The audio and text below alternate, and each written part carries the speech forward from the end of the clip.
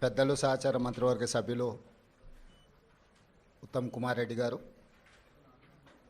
మిత్రులు శ్రీధర్ బాబు గారు,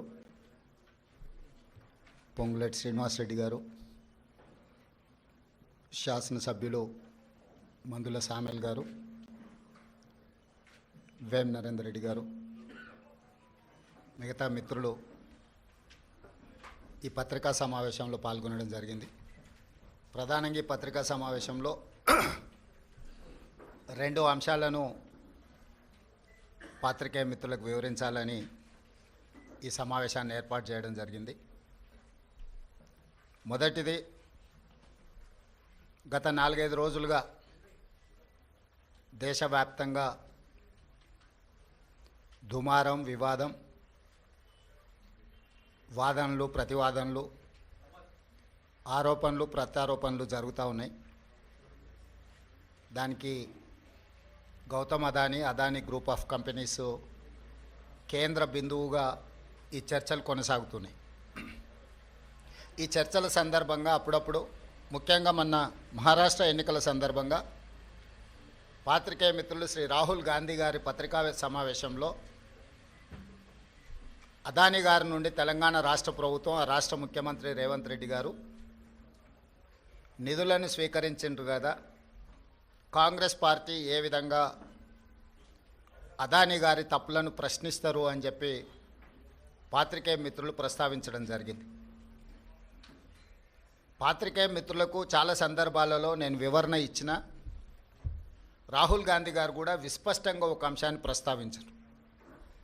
చట్టబద్ధంగా, రాజ్యాంగబద్ధంగా రాష్ట్ర ప్రభుత్వాలు కానీ, కేంద్ర ప్రభుత్వాలు కానీ ఏదైనా అంశంలో టెండర్లు పిలిచినా, ఏదైనా అంశంలో పెట్టుబడులు పెట్టడానికి అవకాశాలు కల్పించినా అందరికీ సమానమైన అవకాశాలు, అందరూ పోటీ పడే విధంగా నిబంధనలను తయారు చేసి నిబంధనల మేరకు టెండర్లను నిర్వహించి అందులో ఎవరు ఆ టెండర్లలో రాణిస్తే వాళ్లకు కాంట్రాక్ట్లు ఇవ్వడం కానీ, లేదా ఏదైనా పనులను కేటాయించడం కానీ, ఏదైనా విషయాలతో అదానీనే కాదు, అంబానీ కావచ్చు, టాటా కావచ్చు, బిర్లా కావచ్చు, ఈ దేశంలో ఉండే ఏ సంస్థలకైనా రాజ్యాంగబద్ధమైన రక్షణ ఉంటుంది, వాళ్ళు పెట్టుబడులు పెట్టడానికి అవకాశం ఉంటుందని రాహుల్ గాంధీ గారు వివరించడం జరిగింది. అయినా జర్నలిస్టులు కావచ్చు, రాజకీయ పార్టీలు కావచ్చు, పదే పదే తెలంగాణ రాష్ట్ర ప్రభుత్వానికి ప్రతిష్టాత్మకంగా తెలంగాణ రాష్ట్ర ప్రభుత్వం భావించి ప్రారంభించిన యంగ్ ఇండియా స్కిల్స్ యూనివర్సిటీకి కార్పస్ ఫండ్ కింద రాష్ట్ర ప్రభుత్వం నిధుల స్వీకరణ కోసం చేస్తున్న ప్రయత్నంలో భాగంగా చాలా సంస్థలు ముందుకొచ్చి రాష్ట్ర ప్రభుత్వం ప్రారంభించిన ప్రతిష్టాత్మకమైన యంగ్ ఇండియా స్కిల్స్ యూనివర్సిటీకి నిధులను ఇవ్వడం జరిగింది. దాంట్లో భాగంగానే అదానీ సంస్థ కూడా 100 కోట్ల రూపాయలను కార్పొరేట్ సోషల్ రెస్పాన్సిబిలిటీ కింద తెలంగాణ రాష్ట్ర ప్రభుత్వం ప్రారంభించిన యంగ్ ఇండియా స్కిల్స్ యూనివర్సిటీకి ఇస్తాము అని చెప్పి ఆమోద లేఖ ఇవ్వడం జరిగింది. ఈ అంశాన్ని ప్రస్తావించడం ద్వారా అదేదో అదానీ గ్రూప్ తెలంగాణ రాష్ట్ర ప్రభుత్వానికో, ముఖ్యమంత్రి గారికో అప్పనంగా 100 కోట్ల రూపాయలు ఇచ్చినట్టుగా అనవసరమైన చర్చలకు, రాద్ధాంతానికి తావిస్తున్నది.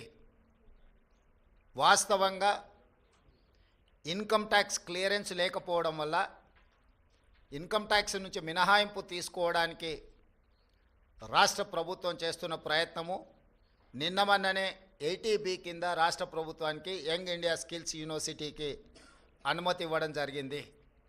ఇప్పటి వరకు ఏ సంస్థ నుంచి కూడా తెలంగాణ రాష్ట్ర ప్రభుత్వం తన ఖాతాలోకి ₹1 కూడా తీసుకోలేదు, ఇంక్లూడింగ్ అదానీ. అయితే అనవసరమైన చర్చలలో తెలంగాణ ప్రతిష్ట కానీ, వ్యక్తిగతంగా నా గురించి చర్చ జరగడం, మా మంత్రివర్గ సహచరులకు నాకు ఎలాంటి సుతారము ఇష్టం లేదు. అందుకే స్పష్టంగా నిన్ననే రాష్ట్ర ప్రభుత్వం తరఫున అదానీ గ్రూప్ ఆఫ్ కంపెనీస్కి మా అధికారి జయేష్ రంజన్ ద్వారా లేఖ రాయడం జరిగింది. జరుగుతున్న వివాదాలు, ఆరోపణలు, రకరకాల పరిస్థితుల వల్ల తెలంగాణ రాష్ట్ర ప్రభుత్వం మీరు ముందుకు వచ్చి ఉదారంగా తెలంగాణ యంగ్ ఇండియా స్కిల్స్ యూనివర్సిటీకి ఇస్తాన్న 100 కోట్ల రూపాయలను తెలంగాణ రాష్ట్ర ప్రభుత్వము స్వీకరించడానికి సిద్ధంగా లేదు. కాబట్టి దయచేసి మీ 100 కోట్ల రూపాయలను యంగ్ ఇండియా స్కిల్స్ యూనివర్సిటీకి బదిలీ చేయొద్దు అని చెప్పి విస్పష్టంగా వారికి లేఖ రాయడం జరిగింది. ఈ పత్రికా సమావేశం ద్వారా పక్క రాష్ట్రాలు, పక్క దేశాలలో అదానీ గ్రూప్ ఆఫ్ కంపెనీస్ మీద జరుగుతున్న వివాదానికి తెలంగాణ రాష్ట్ర ప్రభుత్వానికి ఎలాంటి సంబంధం లేదు. అదేవిధంగా ఒక గొప్ప ఉద్దేశంతో లక్షలాది తెలంగాణ నిరుద్యోగ యువకులకు సాంకేతిక నైపుణ్యాన్ని నేర్పించడం ద్వారా ప్రపంచంతో పోటీ పడాలన్న ఆలోచనతోని యంగ్ ఇండియా స్కిల్స్ యూనివర్సిటీని ప్రారంభించినము. ఒక సదుద్దేశంతో, ఒక గొప్ప ఆలోచనతో ప్రారంభించిన యూనివర్సిటీ వివాదాలకు లోను కావడం నా మంత్రివర్గ సహచరులకు, నాకు, తెలంగాణ రాష్ట్ర ప్రభుత్వానికి ఇష్టం లేదు. అందుకే తెలంగాణ రాష్ట్ర ప్రభుత్వము అదానీ సంస్థ నుంచి 100 కోట్ల రూపాయలను స్వీకరించకూడదు అని నిర్ణయం తీసుకున్నది. ఈ విషయాన్ని మీడియా మిత్రుల ద్వారా సమాజానికి మేము చెప్పదలుచుకున్నాము. అనవసరమైన వివాదాలలో మా రాష్ట్ర ప్రభుత్వాన్ని, మమ్మల్ని లాగొద్దు అని చెప్పి మీడియా మిత్రులందరికీ కూడా నేను సూచన చేస్తున్నా. రాజకీయ పార్టీలకు కూడా నేను సలహా ఇవ్వదలుచుకున్నా.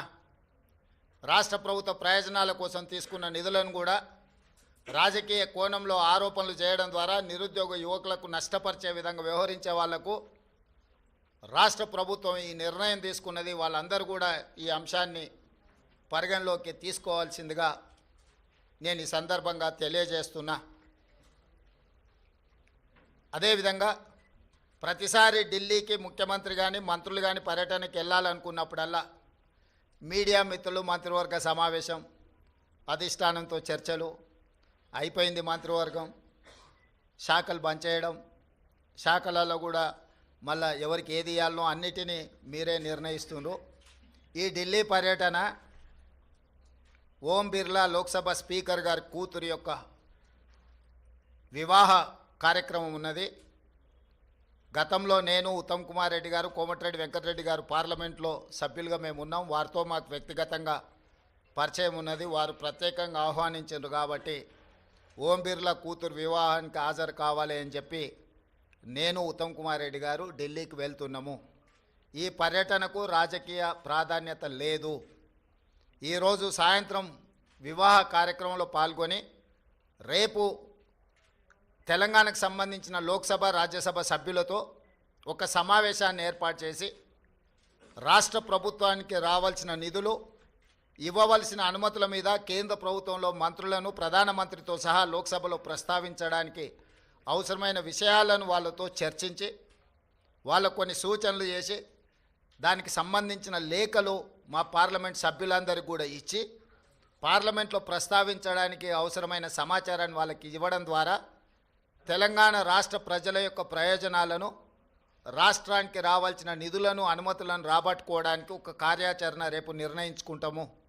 అదే కాకుండా ప్రధానంగా ఎయిర్పోర్ట్స్ విషయంలో, మెట్రో రైలు విషయంలో, అదేవిధంగా నీటి కేటాయింపుల విషయంలో ఇట్లా ప్రధానమైన అంశాలు కేంద్ర ప్రభుత్వం దగ్గర దీర్ఘకాలికంగా వాయిదా పడుతూ వస్తున్నాయి.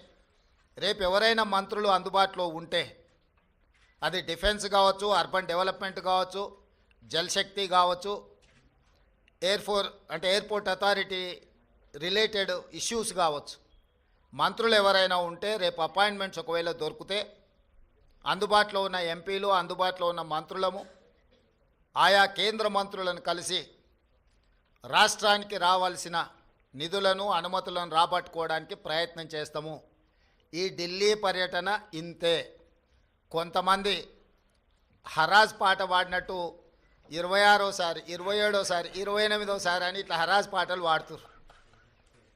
వాళ్ళలాగా పైరవీల కోసమో, కాళ్ళు పట్టుకోవడానికో, కేసులను ఎత్తేయించుకోవడానికో మోడీ ముందు మొక్కలిల్లడానికో ఢిల్లీకి వెళ్ళడం లేదు. కేంద్ర ప్రభుత్వాన్ని అవసరమైతే నిలదీసైనా రాష్ట్ర ప్రభుత్వానికి రావాల్సిన నిధులు అనుమతులను తెచ్చుకోవడానికే మేము ఢిల్లీ పర్యటన చేస్తున్నాము. ఎవరి కాల్లో పట్టుకోవడానికో, కేసుల నుంచి తప్పించుకోవడానికో, గవర్నర్ నుంచి అనుమతి ఇవ్వకుండా ఆపుకోవడానికో మా ప్రయత్నం కాదు. వాళ్ళకి నేను సూచన చేస్తున్నా, మీరు 10 సంవత్సరాలు నిర్లక్ష్యం చేయడం వల్ల రాష్ట్రానికి తీరని అన్యాయం జరిగింది. కేంద్ర ప్రభుత్వాన్ని ప్రశ్నించాల్సిన మీరు కేంద్ర ప్రభుత్వంతో అంటగాగి మనకు బయ్యారం ఉక్కు కర్మాగారం కావచ్చు, కాజీపేట రైల్వే కోచ్ ఫ్యాక్టరీ కావచ్చు, IIITలు కావచ్చు, లేకపోతే గిరిజన యూనివర్సిటీ కూడా 10 సంవత్సరాలు ఆలస్యం కావచ్చు, ఎన్టీపీసీ ద్వారా ప్రారంభించాల్సిన 4000 మెగావాట్ల విద్యుత్ అంశం కావచ్చు, బ్యాక్వర్డ్ డిస్ట్రిక్ట్స్ డెవలప్మెంట్ ఫండ్స్ కావచ్చు, BRGF, ఇట్లాంటివి కూడా చాలా విషయాలలో తెలంగాణ రాష్ట్రానికి 10 సంవత్సరాలలో వేల కోట్ల నష్టం జరిగింది. అది మన హక్కు, ఎవరి దయనో కాదు. మన హక్కుల కోసం మనం ఢిల్లీలో పర్యటించాలి, కేంద్ర ప్రభుత్వాన్ని కలవాలి, కేంద్ర ప్రభుత్వం నుంచి నిధులు తెచ్చుకోవాలి. ఇది భారతీయ జనతా పార్టీ ట్రెజరీ నుంచి ఇవ్వడం లేదు, కేంద్ర ప్రభుత్వ ట్రెజరీ నుంచి ఇవ్వాల్సి ఉంది. ఇది ఫెడరల్ స్ట్రక్చర్ ఉన్న ప్రభుత్వము, యూనియన్ ఆఫ్ స్టేట్స్. వివిధ రాష్ట్రాలతో కూడుకున్న కేంద్ర ప్రభుత్వం వివిధ రాష్ట్రాలకు ఇవ్వాల్సిన నిధులను ఖచ్చితంగా ఇవ్వాల్సిందే. రాజకీయ పక్షపాత వైఖరితోనే నిర్లక్ష్యం వహించినా లేకపోతే అన్యాయం చేసినా ప్రస్తావించడానికి పర్యటన చేయాలి. మన అంశాలను వాళ్ళ దృష్టికి తీసుకెళ్లకుండా రాష్ట్రానికి నిధులు వస్తాయనో, అనుమతులు వస్తాయనో ఫామ్ హౌస్లో పండుకుంటే రాష్ట్ర ప్రజలకు ప్రయోజనం ఉండదు. అందుకే ఎన్నిసార్లైనా వెళ్తాము ఢిల్లీకి. తప్పకుండా ఢిల్లీ నుంచి రాబట్టుకోవాల్సిన నిధులను అన్నిటినీ రాబట్టుకుంటాము. అప్పుడే తెలంగాణ రాష్ట్రం అభివృద్ధి జరుగుతుంది. తెలంగాణ రాష్ట్ర హక్కులను మనం కాపాడిన వాళ్ళం అవుతాము. మీ కడుపు మంట మాకు తెలుసు, మీ దుఃఖము మాకు తెలుసు. మీ కడుపు మంట కోసమో మీ దుఃఖం కోసమో మీరు పెడుతున్న కాకి గోలను మేము పట్టించుకోము. మీలాంటి వాళ్ళను అలా అరుస్తుంటే మాకు ఒక రకంగా ఉత్సాహం వస్తుంది. ఎందుకు అని అంటే మీ బాధ మీ దుఃఖం చూస్తుంటే మా కార్యకర్తలు సంతోషపడతారు. 10 సంవత్సరాలు మా కార్యకర్తల్ని వేధించుక తిని అక్రమ కేసులు పెట్టి ఈరోజు మీరు పడుతున్న క్షోభను చూస్తే, తెలంగాణ రాష్ట్రం అభివృద్ధి ఎక్కడ జరుగుతుందో అని అడ్డం పడేదాన్ని చూస్తే అప్పుడప్పుడు కోపం కూడా వస్తుంది. కానీ ఇవన్నిటిని ప్రదర్శించాల్సిన సమయం కాదు. ఏకాగ్రతతో, కార్యదీక్షతతో తెలంగాణ రాష్ట్రాన్ని అభివృద్ధి పదం వైపు నడిపించే బాధ్యత తెలంగాణ ప్రజలు మాకు ఇచ్చిండ్రు. ఆ దిశగా మేము ముందుకు వెళ్తామని చెప్పి తెలియజేస్తున్నాం.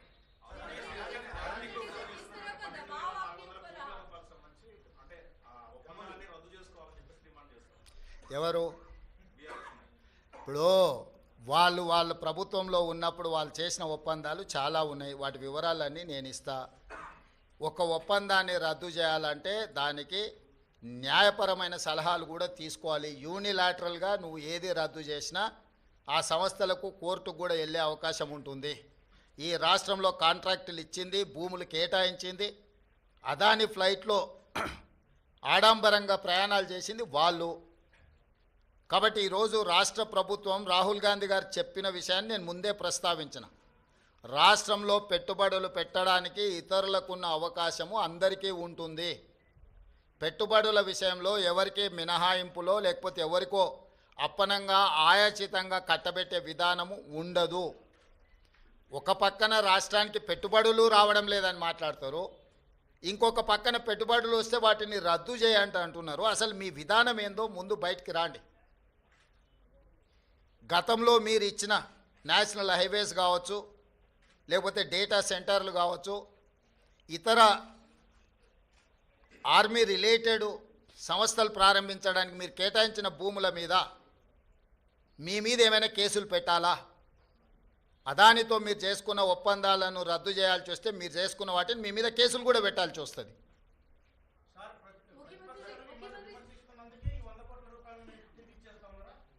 ఎవరు చెప్పిండ్రు? రాంబాబు ప్రెస్ మీట్ విననట్టు ఉన్నాడు. మొత్తం విను ఒకసారి మళ్ళీ నేను ఇంతకుముందు ఏం చెప్పినా.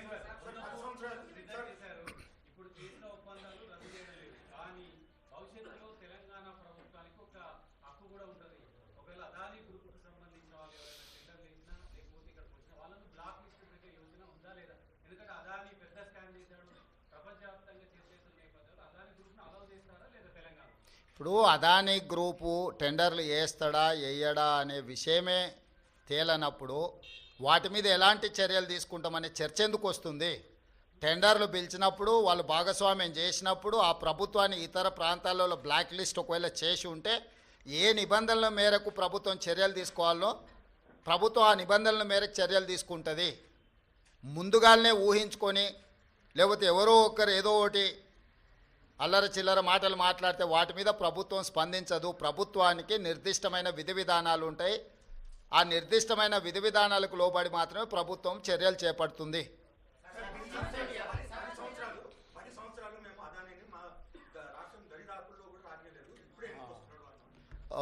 ఆ లిస్టు కాగితం ఇక్కడ తీసుకో, ఎన్ని ఇటు. ఇప్పుడు నోరు తెరిస్తే అబద్ధాలు మాట్లాడడం, ఇది అదాని పక్కలు ఉన్నాయని ఎవరు ఈయన పేరు గుర్తుపడతావా? ఏం పేరు ఈయన పేరు? మరి ఈయన చంద్రశేఖరరావు. ఆయన వంగి వంగి నమస్కారం పెడుతున్నాయి. అప్పుడు ఆయన వంగినా ఇట్లా ఇంతగా వంగినా? అదేవిధంగా ఆయన ఇచ్చిన వర్కులు కొన్ని నేను లిస్టు చదివి చెప్పిస్తా. KCR invites Adani to set up a power plants in TS. Okay, Hans India పత్రిక ఓనర్ ఉండొచ్చు కదా. Business baron Adani meets to KCR, Times of India. ఇగో ఈ బుద్ధిమంతుడు ప్రబుద్ధుడు అదాని సంఖలో దూరిండు. ఈ సిగ్గులేనోడు అదాని గురించి నా గురించి మాట్లాడతాడు. అట్లనే ఒక లిస్ట్ ఉంటుంది కదా, వేరే పేపర్ ఇంత ఉందా, 12-13 లిస్టు ఉంటుంది చూడు ఒకటి. నేను ఆ లిస్టు చదివి వినిపిస్తాను నీకు. ఎన్ని ఇచ్చిండ్రో వాళ్ళు, ఎన్ని నేషనల్ హైవేస్ ఇచ్చిర్రు, ఎన్ని డేటా సెంటర్లు ఇచ్చిండ్రు. ఒకవేళ సిద్ధంగా ఉన్నాడు ఆయన ఇచ్చిన అన్నిటి మీద విచారణకు, మళ్ళీ విచారణ ఏంగానే చూసిరా నా మీద కేసులు పెడుతురని ఒకలా ఏడుపులు ఏడుస్తుంటాడు. పెట్టూరి జైలు పోతానే ఆయన్నే అంటాడు. ఎప్పుడెప్పుడు జైలుకు పోదామా, జైల్లో పోయి ఉందామా అని. ఆయన ఏమనుకుంటున్నట్టు నిన్నవనేదో పేపర్లో చూసిన జైలుకు పోయిన వాళ్ళు అందరూ అయినరానా? ఆ లెక్కన ముందుగాల వాళ్ళ చెల్లెలు పోయింది. మరి ఆల్రెడీ వాళ్ళ చెల్లెలు జైలుకు పోయి వచ్చింది. అట్లా కూడా ఈయనకు అవకాశం లేదు కదా. ఆ ఛాన్స్ ఒకవేళ తీసుకుంటే కేసీఆర్ ఫ్యామిలీలా ఆల్రెడీ వాళ్ళ చెల్లెలు జైలుకు పోయి వచ్చింది. ఆ ఛాన్స్ ఆల్రెడీ వాళ్ళ చెల్లెలు కొట్టేసింది. ఆ ఫ్యామిలీలో ఉన్న పోటీని తట్టుకోలేక. కాబట్టి ఇట్లాంటి చిల్లర ఆలోచనలు మానాలి. 10 ఏళ్ళు మంత్రి చేసినోడు, అమెరికాలో చదువుకొచ్చినోడు, కొంచెమన్నా జ్ఞానంతో కొంచెమన్నా ఆలోచన విజ్డమ్ వాడాలి కదా. ఆ విజ్డమ్ వాడకుండా అన్ని చిల్లర మాటలు మాట్లాడుకుంటా Adani Elbit systems defence unit at Mamidipalli operational BRS టైంలో ఇచ్చిండ్రు. అదేవిధంగా missile cell manufacturing unit at Mamidipalli under construction BRS ఇచ్చింది. Microsoft data centre at Ellikatra BRS ఇచ్చింది. అదేవిధంగా 3 national highway projects, Khammam to Suryapet national highway, Mancherial to Repallewada national highway, Khammam to Kodad national highway BRS ఇచ్చింది. 750 kV transmission line project BRS ఇచ్చింది. ఇన్ని ప్రాజెక్టులు బీఆర్ఎస్ ఇచ్చి ఈరోజు same counter drone manufacturing unit at Mamidipalli BRS ఇచ్చింది. ఇన్ని ప్రాజెక్టులు బీఆర్ఎస్ అదానికి ఇచ్చి అదానితో అంటగాగి అదాని దగ్గర కమిషన్లు మెక్కి నేను చేసిన ప్రయత్నం అదాని సిఎస్ఆర్ ఫండ్స్ నుంచి తెలంగాణ నిరుద్యోగ యువకుల కోసం వాళ్ళ భవిష్యత్తును నిర్మించడం కోసం ఆలోచన చేసి యంగ్ ఇండియా స్కిల్స్ యూనివర్సిటీకి లక్షలాది తెలంగాణ నిరుద్యోగ యువకులకు ప్రయోజనం చేకూర్చే విధంగా సిఎస్ఆర్ ఫండ్స్ కింద 100 కోట్లు తీసుకొస్తే అది రాష్ట్రానికి ప్రయోజనం. కేసీఆర్ లాగా అదానీ నుంచి అప్పనంగా నిధులు మా కుటుంబానికి కొట్టేయలే. ఇన్ని ప్రాజెక్టులు ఇచ్చిండు. ఈ ప్రాజెక్టులు అన్ని ఇచ్చినందుకు కేటీఆర్ను ప్రాసిక్యూట్ చేయాలనా? అదానిని కేసీఆరే కలిసిండు, కేటీఆర్ అనే కాదు. దీనికి ఏం సమాధానం చెప్తాడు? సో ఏది పడితే అది మాట్లాడితే చెల్లుద్ది. ఎన్ని చిల్లర మాటలైనా మాట్లాడతాం. మాకు అధికారం కోల్పోతే మేము సహనం కోల్పోయినామని 2023లో అధికారం కోల్పోయారు. 2024 జూన్లో డిపాజిట్లు కోల్పోయారు. ఇప్పుడు మెదడు కూడా కోల్పోయారు టీఆర్ఎస్ వాళ్ళు. సో మెదడు కోల్పోయిన మాటలు మాట్లాడితే దానికి ఇంకా మనం ఏం సమాధానం చెప్తాం? రాహుల్, నువ్వు మాట్లాడు, నువ్వన్నా చెప్పాలి కదా కొంచెం అప్పుడప్పుడు.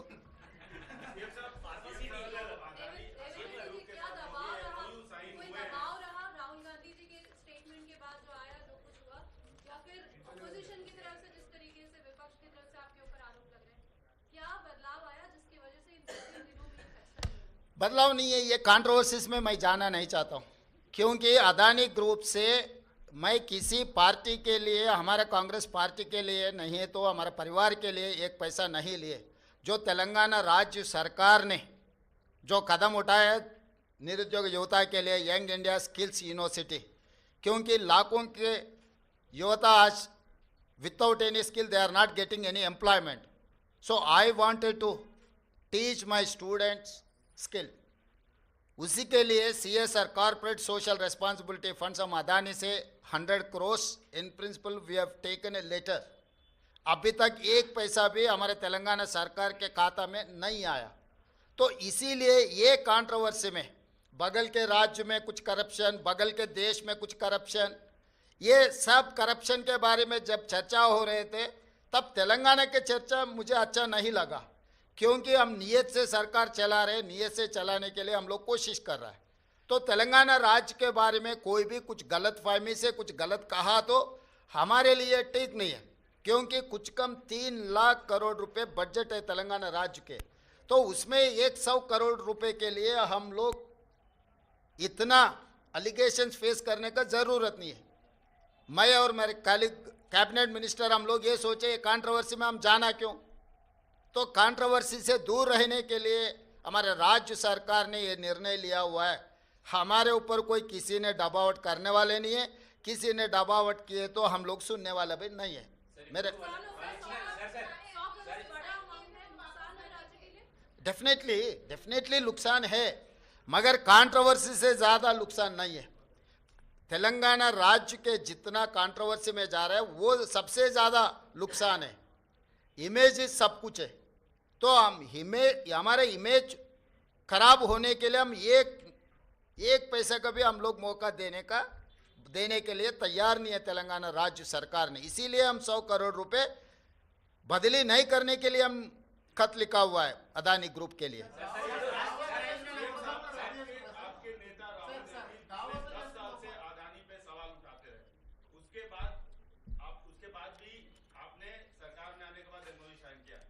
केवल एक आरोप लगने से, एक उनके खिलाफ वारंट जारी होने से, वो भी दूसरे देश में, ऐसा निर्णय लेना क्या आपको उचित लगता है? नहीं, ये मैं इसी राहुल गांधी 10 साल से बोल रहे थे, उसके बावजूद आपकी भाई मीटिंग्स हुई हैं.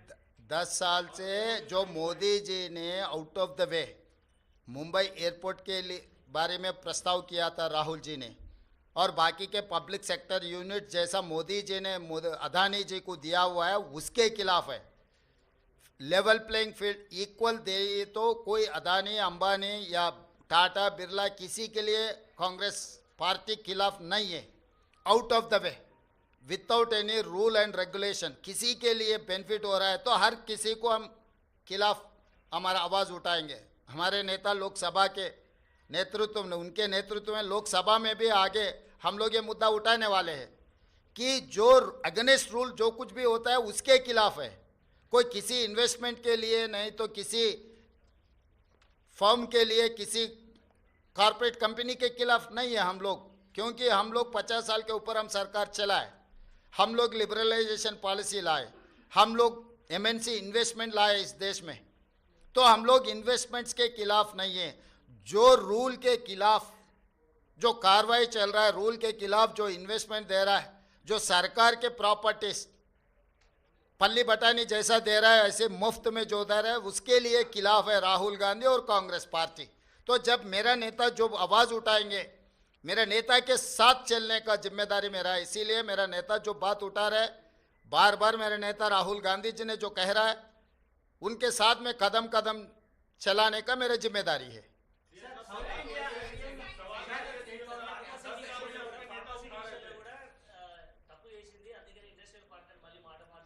హే వాడో పిచ్చోడు, వాడికి పిచ్చోడు మాట్లాడే మాటలు ఎందుకు మీరు అంత సీరియస్గా తీసుకుంటారు? మహారాష్ట్ర ఎన్నికల్లో అనేది ఒక ఆరోపణలు వస్తున్నాయి. దీన్ని ఈవీఎం ఉండాలంటారా, మీరు పోస్టల్ బ్యాలెట్ పోవాలంటారా, ఏమంటారా యాజ్ ఏ ముఖ్యమంత్రిగా?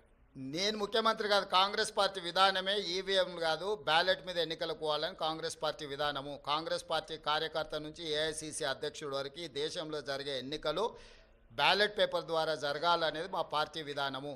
ఎవరమైనా ఆ విధానానికి కట్టుబడి ఉంటాం, అది మా పార్టీ విధానం.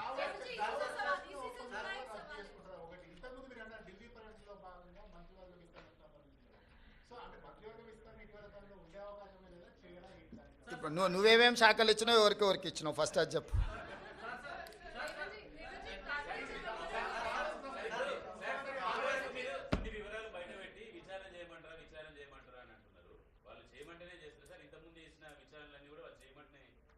వాళ్ళు అడిగితేనే చేసినాం కదా, అసెంబ్లీలో వాళ్ళే అడిగినారు కదా విచారణ చేయండి మీకు దమ్ము ఉంటాయని. వాళ్ళు సవాల్ విసిరినందుకే కదా. సాగునీటి పారుదల దాంట్లో వాళ్ళే సవాల్ విసిరినరు, దీంట్లో వాళ్ళే సవాల్ విసిరినరు, విద్యుత్ దాంట్లో. ఇప్పుడు కూడా మిగతా దాంట్లో కూడా నన్ను పోలీస్ స్టేషన్లో పెట్టమని ఆయన్నే అడుగుతున్నాడు. సో ప్రతిపక్షానికి ఇవ్వాల్సిన గౌరవం మేము ఇవ్వాలి కదా, అడిగినప్పుడు చేయకపోతే బాగుండదు కదా.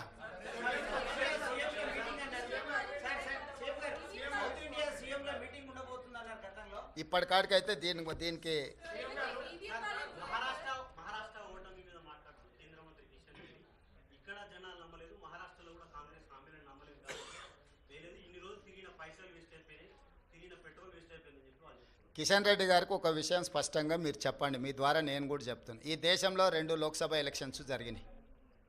లోక్సభ ఎలక్షన్లు అనేటివి ప్రధానమంత్రికి సంబంధించిన ఎన్నికలు. ఒకటి కేరళ వాయనాడ్లో ప్రియాంక గాంధీ, 2 నాందేడ్లో మహారాష్ట్ర. మహారాష్ట్ర మేము గెలిచినామని గొప్పలు చెప్పుకొని జబ్బలు జరుచుకుంటున్నాడు కిషన్ రెడ్డి అక్కడ. ఈ 2 పార్లమెంట్లల్లో నరేంద్ర మోడీని ఓడించి అక్కడి ప్రజలు రాహుల్ గాంధీ నాయకత్వాన్ని, మల్లికార్జున్ ఖర్గే నాయకత్వాన్ని బలపరిచినరు. మహారాష్ట్రలో రాష్ట్ర ప్రభుత్వానికి సంబంధించిన ఓటు మహాయుతికి వేసిండ్రు, కేంద్ర ప్రభుత్వానికి సంబంధించిన ఓటు రాహుల్ గాంధీకి వేసారు. అన్ని అసెంబ్లీలు ఓడిపోయినా నాందేడ్ పార్లమెంట్లో రవీంద్ర చౌహాన్ కాంగ్రెస్ పార్టీ గెలిచింది. దీన్ని బట్టి నరేంద్ర మోడీ నాయకత్వాన్ని, ఆ మంత్రివర్గంలో పనిచేస్తున్న కిషన్ రెడ్డిని చీదరించుకున్నారు, చీకొట్టిరు మహారాష్ట్ర ప్రజలు.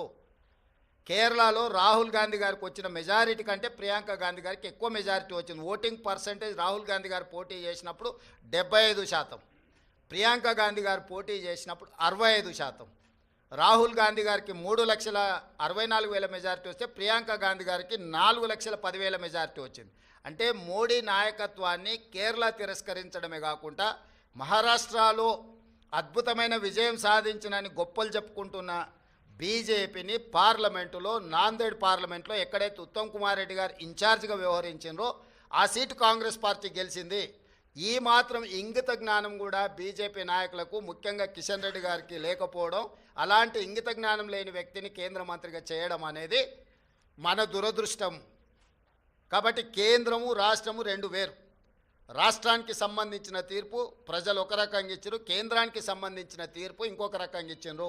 కర్ణాటకలో 3 అసెంబ్లీ ఎన్నికలు జరిగితే 3 బీజేపీ అత్తా లేదు పత్తా లేదు, కాంగ్రెస్ పార్టీ గెలిచింది. వెస్ట్ బెంగాల్లో 6 అసెంబ్లీలు జరిగితే ఒక్క సీట్లో కూడా నాకు తెలిసినంత వరకు బీజేపీకి డిపాజిట్ కూడా రాలేదు, ప్రతిపక్ష పార్టీలు గెలిచినాయి.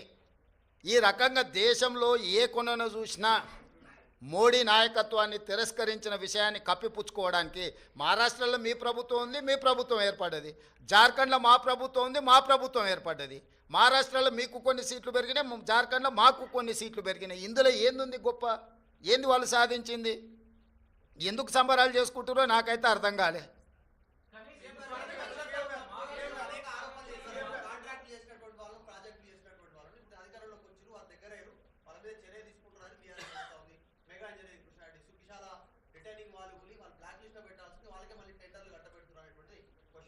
అవును, అంతకుముందు వాళ్ళు TV9 ABN నిషేధించారు, నీకు గుర్తుందా? తెలంగాణ వచ్చిన వెంబడే. ఇప్పుడు ఏం చేద్దాం చెప్పు. ప్రజాస్వామ్యంలో ప్రతిదానికి ఒక విధానం ఉంటుంది. వాడోడో ఎల్లయ్య పుల్లయ్య బోడిగాడు ఏదో చెప్పిండని చెప్పి అట్లా వ్యవహరించదు ప్రభుత్వం ఏది వ్యవహరించాలన్నా రాజ్యాంగ పరిధికి లోబడే వ్యవహరిస్తుంది. ఇవాళ విచారణ వచ్చిన దానికి విచారణ ఎదుర్కోకుండా ఏందేందో వాదనలు తీసుకొస్తారు. ఒక్కటి నువ్వు పిచ్చిగా ఒకటి క్లారిటీ పెట్టుకో, సైకోరామ్ అంటే తెలుసు కదా, అంతే. ఇక ఆయన పరిస్థితి ఆయనకే అర్థం కావట్లేదు. ఆయన పక్కలో ఉన్న వాళ్ళే పక్కకు వచ్చి ఫోన్ చేస్తారు, అన్న ఇటు పిచ్చిలేసినట్టుంది, ఏందేదో మాట్లాడుతుండు. కాబట్టి ఇప్పటి నుంచి సైకోరామ్ అని ఫిక్స్ అయిపో. Thank you.